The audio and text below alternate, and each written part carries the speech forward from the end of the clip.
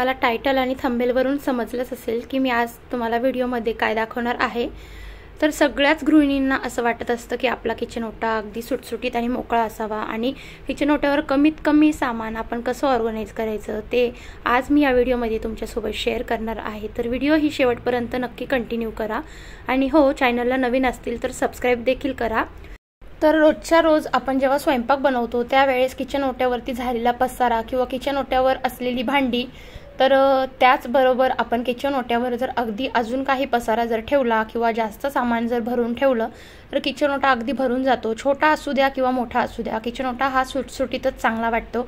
आणि हो, प्रमाणात जर आपण जितकं काही लागते तितकंच जर किचन ओट्यावर ठेवण्याचा प्रयत्न जर केला तर आपला किचन काउंटर अगदी छान आणि मस्त दिसायला लागतो आणि आपल्याला काम करायला देखील किचन ओटा रिकामा राहतो। आणि नुसतंच जर सामान जर आपण किचन ओट्यावर ठेवण्याचा प्रयत्न केला, डेकोरेटिव्ह जास्त जर केलं, तर मग काय होतं ना की किचन ओट्यावर मग जेव्हा स्वयंपाक बनवतो ना त्यावेळेस आपल्याला अडचण व्हायला लागते आणि सामानाची म्हणा, भांड्याची म्हणा, काही करायला सुचत नाही। तर त्यामुळे काय करायचं ना, आपल्याला ज्या गोष्टी जास्त गरजेच्या आहेत, जसं काही मिठाची तेलाची बरणी किंवा अजून तुमचं काही असतील मसाल्याचे डबे, त्यासाठी मग तुम्ही काय करू शकतात ना, किचन ओट्यावरती अगदी असेच जर डबे ठेवले तर ते दिसायला सुद्धा चांगले दिसत नाही आणि खूप पसारा देखील होतो आणि कुठेच्या कुठे ठेवले तर किचन ओटा सुद्धा अगदी मस्त ऑर्गनाइज दिसत नाही। तर त्यामुळेच आपण काय करायचं ना, सगळ्यात आधी तर बघा, मी आता ही जी भांडी होती रात्रीची तर ती सगळी घासायला घेतली आणि भांडी तुम्ही बघू शकतात की ती जास्त निघालेली आहे।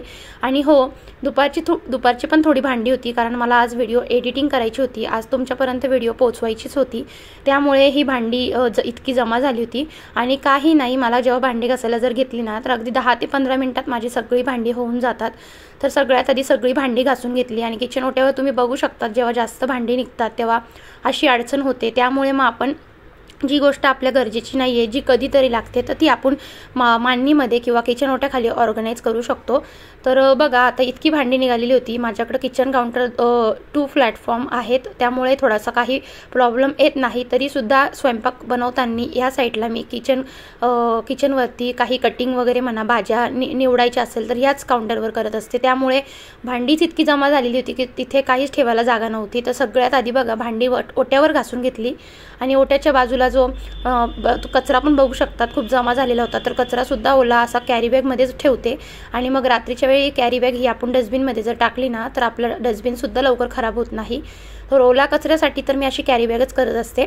तर बेसिंग छान स्वच्छ घसून घेतला आणि हो, सगळी भांडी त्यामध्ये ठेवली, कारण मला किचन ओटा तितकाच मोकळा भेटेल आणि मग मी तिथे भांड्याची जाळी वगैरे ठेवू शकते, त्यासाठी असं करावं लागतं। आणि हो, किचन ओटा जर आपला जर अजूनच छोटा असेल तर तुम्ही तो जास्तीत जास्त मोकळा ठेवण्याचा प्रयत्न करा। आणि कोणाकोणाला डेकोरेटिव्ह किंवा सजवायला देखील आवडत असतं, मलाही देखील आवडतं, पण प्रमाणात आपलं जर असेल तर चांगलं वाटतं। आणि काही जर जास्त पसारा जर झाला, त्यासाठी तुमचा किचन काउंटर जर मोठा असेल तर तुम्ही बिनधास्त करू शकतात।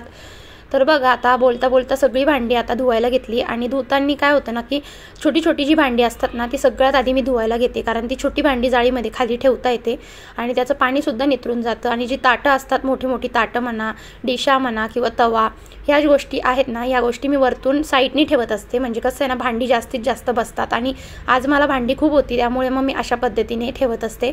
आणि सांडशी तर मी ज्या गोष्टी आपल्याला इन्स्टंट लागणार असल्या, सांडशी म्हणा किंवा मिक्सरचं भांडं, ह्या गोष्टी आपण वरच्यावर ठेवायच्या, सांडशी अशी साईडलाच लटकून ठेवत असते।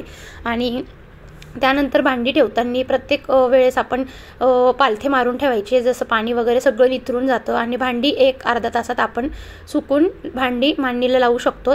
बघा, भांडे ठेवण्याची पद्धत अशा पद्धतीने मी भांडे ठेवते। साईडने असे जर ताटं ठेवले ना, छोटी भांडी अजून त्यामध्ये बसतात आणि इतकी सगळी भांडी धुतल्यावरती अजूनसुद्धा त्यामध्ये स्पेस होता। तर बघा, आता छान भांडी घासून झालेली होती। व्हिडिओ थोडीशी स्पीडमध्ये केली होती, कारण तुमच्यापर्यंत मला पूर्ण डिटेलमध्ये पोहोचवायची होती, त्यामुळे।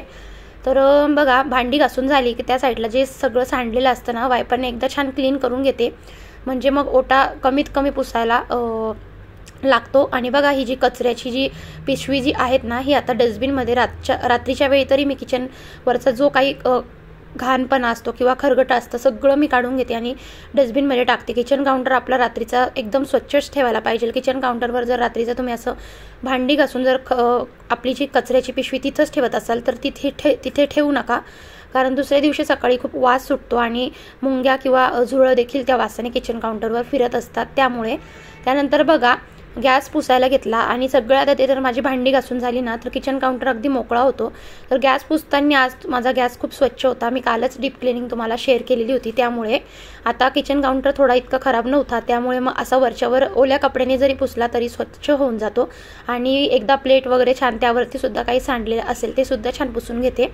त्यानंतर हे लायटर सुद्धा एकदा हाताने ओल्या कपड्याने म्हणा किंवा जास्त खराब असेल तर तुम्ही घसणी विम जेल लिक्विड लावून घसणीने कोरडी घसणी घ्यायची, जास्त ओली नाही घ्यायची. घसणीने सगळं घासून घेऊ शकतात आणि लगेचच इन्स्टंट तुम्ही ओल्या कपड्याने पुसायचं, धुवायचं नाही आहेत, ओल्या कपड्याने पुसायचा, अगदी स्वच्छ होऊन जातो आणि नवीनसारखा दिसायला लागतो. तर बघा लायटरला सुद्धा इतके हात लागतात आणि ओट्यावरती अशा काही गोष्टी असतात ज्या आपण रोज तर किचन काउंटर क्लीन करतो, पण अशा छोट्या छोट्या गोष्टी आपण विसरून जातो, तर त्या आपण रोज क्लीन करायच्या. ओट्याखाली सुद्धा आपण जेव्हा गॅस पुसतो ना तर गॅसच्या खालती आपण पुसायला कंटाळा करतो, तर गॅसच्या खालती नेहमीच रोज पुसायची सवय लावलीच पाहिजे. कारण किचन काउंटर गॅस ओट्याखालती काही खरगटं वगैरे सांडलेलं असतं, ओतू गेलेलं असतं, मग त्यामुळे सुद्धा किचन काउंटरवर आपल्या झुरळ येण्याची शक्यता असते. तर छान असा माझा किचन ओटा पुसून झालेला होता. साईडची जी किचनची बाजू असती, जी बटन वगैरे आहेत किंवा बाजूचं जे आहेत ना ते सुद्धा छान पुसून घेते. जिथे जिथे बारीक काही होल वगैरे असेल, जिथे जिथे बारीक काही जागा असेल ना तिथे झुरळ बसत असतात आणि आपल्याला समजून येत नाही आणि मग ते ओट्यावरती असे फिरले की आपण त्यावरती स्वयंपाक करायला देखील घेतो किंवा आपल्याला माहिती नसतात. त्यामुळे माझी स्वच्छता रोज गरजेची आहे. त्यानंतर बघा गॅस पुसून झाला की बाजूचं जे तेलाची आणि मिठाची बरणी रोज मी अशी पुसून ठेवते, कारण तेलाचं सांडलेलं असतं किंवा मिठाचं म्हणा. मग त्यामुळे जी ही रॅक आहे ना, रॅकच्या खालती जे पेपर पुठ्ठे टाकलेले आहेत मी, ऑनलाईन जे काय आपण प्रोडक्ट मागवतो त्याचे जे पुठ्ठे असतात ना ते असे अंथरून घेतले, त्यावरती कटिंग करून ऑर्गनाईज केलेले आहेत. जोपर्यंत माझ्याकडं फ्रीजमध्ये आपण जे काही पेपर आपले फ्रीजचे जे पेपर्स आथरतो ना, जे आपण वॉश करू शकतो, असे मी पेपर घेणार आहे रॅकमध्ये ठेवायला, म्हणजे ते वॉशसुद्धा होतील.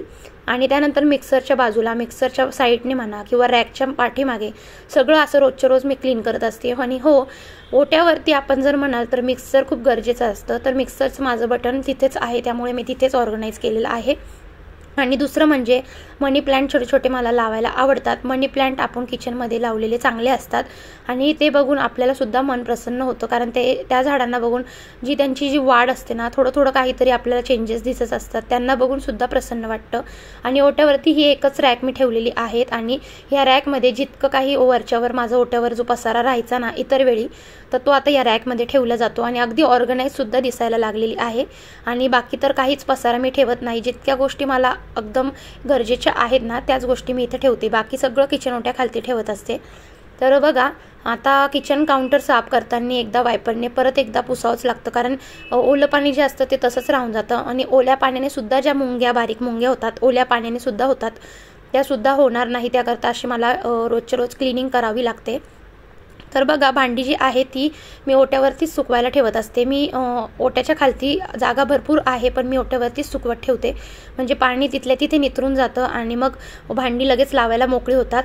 आणि बघा आता जे किचन बेसिंगच्या बाजूला जो कडप्पा दिलेला आहे त्या कडप्प्यावर सुद्धा पाणी वगैरे उडालेलं असतं, खरगटं उडालेलं असतं आणि माठाचं सुद्धा काही माती वगैरे सांडलेली असते, म्हणून असं रोजच्या रोज मला पुसायला लागतं.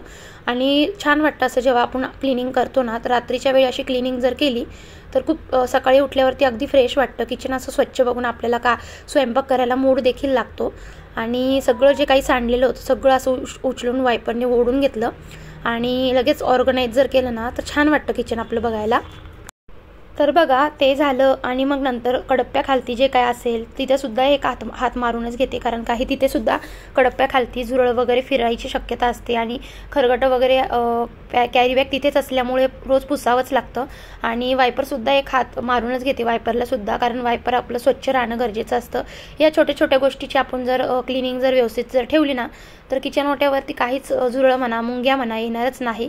आणि हा कपडा किचन काउंटरवरचा तो कपडासुद्धा इथेच आपल्या लिक्विडने वॉश करून घेते आणि इथेच सुकत टाकते, म्हणजे सकाळपर्यंत अगदी कोरडा होऊन जातो. उन्हाळा चालू असल्यामुळे तर अर्धा एक तासातच कपडा अगदी कोरडा होऊन जातो.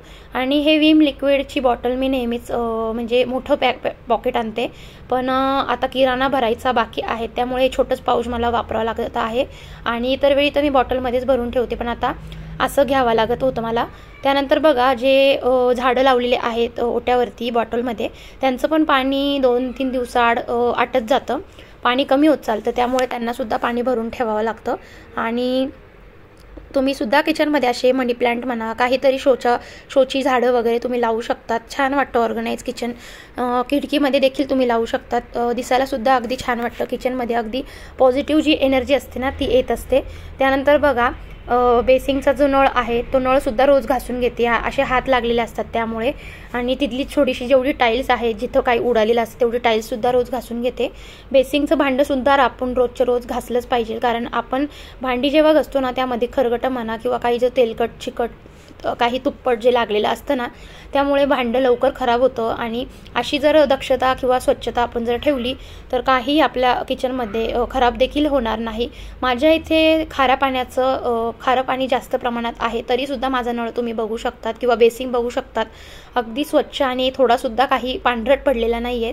तर अशा गोष्टींमुळे आपण आपलं किचन नेहमीच छोट्या छोट्या गोष्टींमुळे आपण किचन स्वच्छ ठेवू शकतो. तर शेवटचं म्हणजे हे बेसिंगचं भांडं असं स्वच्छ केलं तर बघा चमकायला लागलेलं होतं अगदी. आणि जाळीवरची जी घाण आहे ती सुद्धा रोजच्या रोज अशी काढून घेते. आणि जाळीमध्ये सुद्धा आपली काही घाण नाही गेली पाहिजे याची काळजी घ्यायची. रेंटवर आहे पण मग या गोष्टी मी पहिल्या ठिकाणी जिथे होती तिथे सुद्धा अशीच काळजी घ्यायची. जे बेसिंगच्या जाळीमधनं जे काही जातं कचरा, तर तसा कचरा न जाऊन देता आपण तुंबण्याची वेळ येऊन न द्यायची. कारण कसं आहे ना, तुंबलं ना तर खूप प्रॉब्लेम होतो, पूर्ण पाईप वगैरे चेंज करावा लागतो. त्यामुळे अशी कचरा वगैरे मी वरतीच काढून घेत असते. आणि एक बेसिंगची जाळी जर नसेल तर ती नक्कीच घेऊन या. 50-60 रुपयाला तुम्हाला ती जाळी भेटून जाईल. पण तुमच्या बेसिंगमध्ये जी काही घाण असते ना, चुकून जी जात असते ना ती जाणार नाही. पुढचं म्हणजे बेसिंग जेव्हा आवरलं, किचन काउंटर आवरून झालं, तर शेवटचं हे बॉटल भरायचं काम नेहमीच प्रत्येक बायकांना असेल आता उन्हाळ्यामध्ये. आणि खूप कंटाळा येतो ना बॉटल भरायला. आणि बॉटल कसं आहे ना, जितकी जास्त यूज करतात ना तर पाणी बॉटल भरायचे कामं आपल्या बायकांनाच असतात. तर छान बॉटल भरून घेतल्या, फ्रीजमध्ये ठेवल्या. आणि त्यानंतर ॲक्वागार्ड जे आहेत ना प्युरिफाय, तिथे सुद्धा काही उडालेलं होतं, तर असं शेवटचा हात तिथे सुद्धा ओला कपडा फिरून घेत असते. स्वच्छता जितकी आपण ठेवू ना तितकं आपलं किचन छान आणि नीटनेटकं राहील. नाही तर मग तुम्हाला जागोजागी अशी झुरळं बघायला दिसतील, मुंग्या होतील. मग असं ॲक्वागार्ड सुद्धा रोजच्या रोज मी असं पुसून घेत असते. तर मला अशी सवय आहे ना, स्वयंपाक देखील करत असेल ना तर बाजूला जर गॅसवर सुद्धा काही थोडं जर उडालं ना तर ते सुद्धा गॅस चालू असताना देखील मला इतकी पुसायची सवय लागली ना, सारखं मी किचन काउंटरवर पुसतच असते. आणि अशी सवय कोणाकोणाला आहे ते सुद्धा मला कमेंट करून सांगा. तर बघा, आता जी भांडी होती ती छान सुकत होती. आणि एकीकडे शिवांशला आता दूध प्यायचं होतं. रात्री त्याला आज दूध प्यायची इच्छा झालेली होती, तर चला म्हटलं त्याला दूध देऊया. आणि ते एकीकडे त्याची छान मला लाड करत होता तो. तर एकीकडे गप्पा गोष्टी झाल्या 2-3 मिनटं. आणि किचन काउंटरवर कसं आहे ना, तो नेहमीच असा माझ्यासोबत बसत असतो आणि माझ्यासोबत टाईम स्पेंड करतो. तर चला, आय होप आजचा व्हिडिओ तुम्हाला आवडला असेल. तर भेटते आता पुढच्या व्हिडिओमध्ये. तोपर्यंत सगळ्यांना बाय बाय.